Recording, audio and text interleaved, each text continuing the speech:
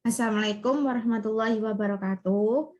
Di sini kami dari kelompok 3, mata kuliah komunikasi bisnis akan mempresentasikan tentang komunikasi vertikal, horizontal, dan diagonal.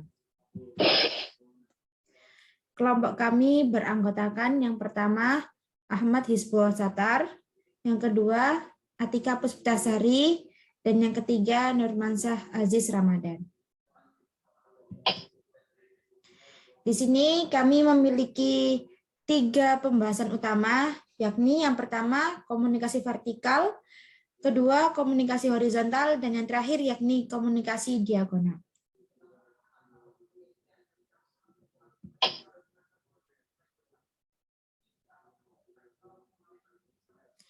Materi yang pertama akan disampaikan oleh Ahmad Hizbul Satar. Yang pertama, komunikasi vertikal.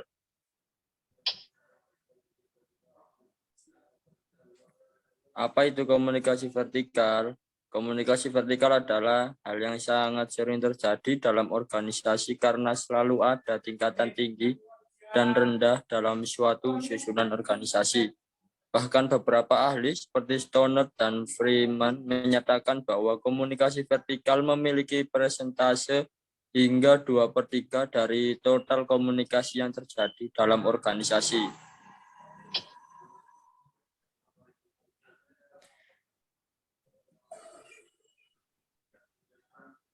Komunikasi vertikal dijelaskan oleh seorang yaitu Robin 2001 sebagai bentuk komunikasi yang memiliki aliran atau arus interaksi yang mengalir dari satu tingkatan yang lebih tinggi ke tingkat yang lebih rendah atau sebaliknya dalam suatu organisasi.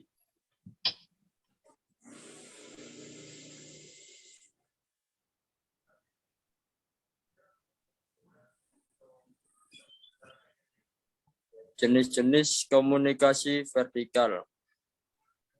Yang pertama, downward communication.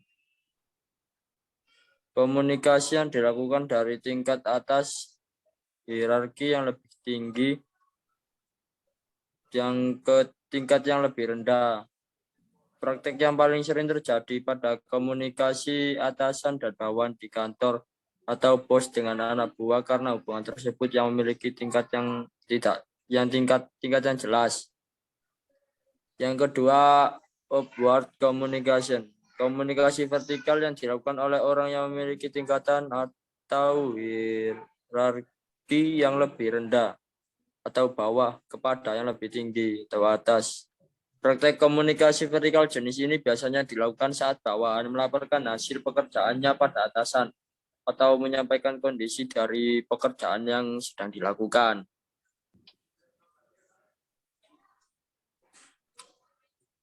Fungsi komunikasi vertikal. Yang pertama, informasi. Proses penyampaian dan penerimaan informasi dari satu pihak ke pihak lain yang berguna untuk kepentingan individu atau kelompok. Yang kedua, kendali dilaksanakan oleh para petinggi organisasi atau mereka yang berada di tingkat manajerial untuk mengatur dan mengendalikan supaya organisasi tersebut lebih rapi dan terarah. Yang ketiga, motivasi dijalankan oleh mereka yang berada di tingkatan lebih tinggi supaya dapat mendorong para anggota lainnya dalam memperbaiki dan meningkatkan kinerja. Yang keempat, pengungkapan emosi. Sarana mengungkapkan emosi yang dirasakan oleh para anggota sebagai bentuk dari interaksi sosial dengan anggota lainnya, baik dengan menunjukkan rasa kecewa atau justru puas dengan apa yang dilakukan pihak lain dalam organisasi tersebut. Materi yang kedua akan disampaikan oleh Nurmansyah Aziz Ramadan. Yang kedua, komunikasi horizontal.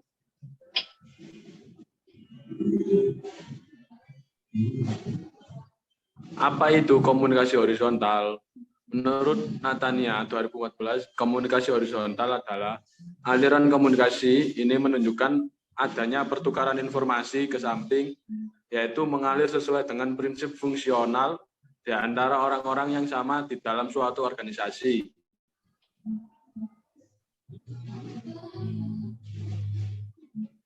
Manfaat komunikasi horizontal.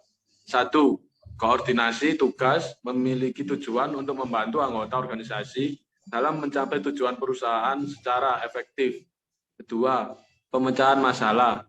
Sebuah masalah yang menimpa sebuah organisasi tidak akan bisa diselesaikan apabila dibicarakan oleh satu divisi saja. Sebaliknya, untuk menyelesaikan masalah tersebut dibutuhkan proses dasar brainstorming dari semua divisi yang ada di perusahaan. Yang ketiga, berbagai informasi di mana setiap anggota perusahaan dibutuhkan untuk saling berbagi informasi agar mereka menjadi sadar terhadap kegiatan yang ada di perusahaan dan juga kolega mereka.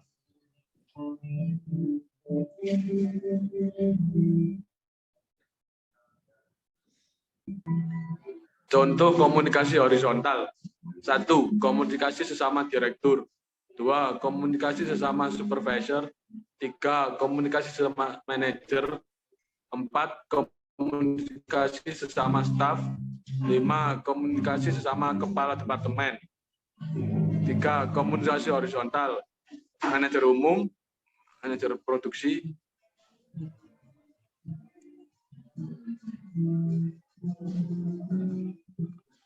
Manfaat komunikasi horizontal. Mempererat hubungan antara anggota organisasi dan kelompok sosial. 2. Melancarkan proses interaksi antar rekan sejawat, terutama yang satu kedudukan dan satu jabatan. 3. Meminimalisir adanya permasalahan dan konflik horizontal yang berpotensi untuk muncul. 4. Meningkatkan dukungan dan dorongan terhadap satu sama lain dalam melaksanakan tugas dan tanggung jawab masing-masing. Yang ketiga, komunikasi diagonal. Apa itu komunikasi diagonal?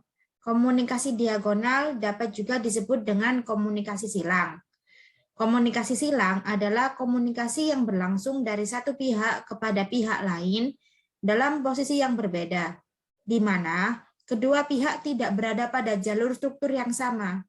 Komunikasi diagonal digunakan oleh dua pihak yang mempunyai level berbeda, tetapi tidak mempunyai wewenang langsung kepada pihak lain, tetapi berhubungan secara fungsional.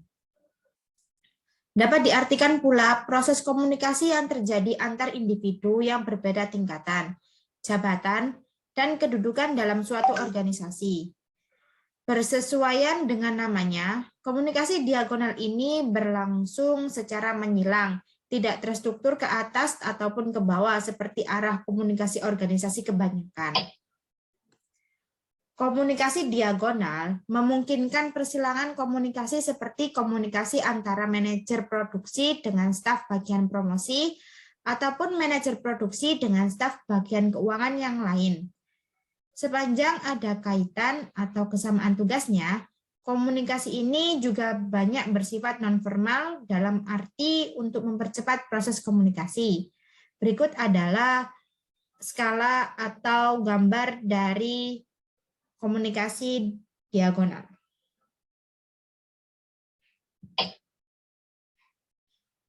Beberapa manfaat dari komunikasi diagonal yakni yang pertama, mendapatkan informasi untuk dasar atau landasan kinerja, tugas dan tanggung jawab untuk semua individu atau jabatan yang ada di dalam suatu organisasi. Yang kedua, membantu individu dalam menyelesaikan tugas dan pekerjaannya. Dan yang terakhir, sebagai sarana untuk mengirimkan umpan balik atau feedback yang tepat dari pengirim pesan.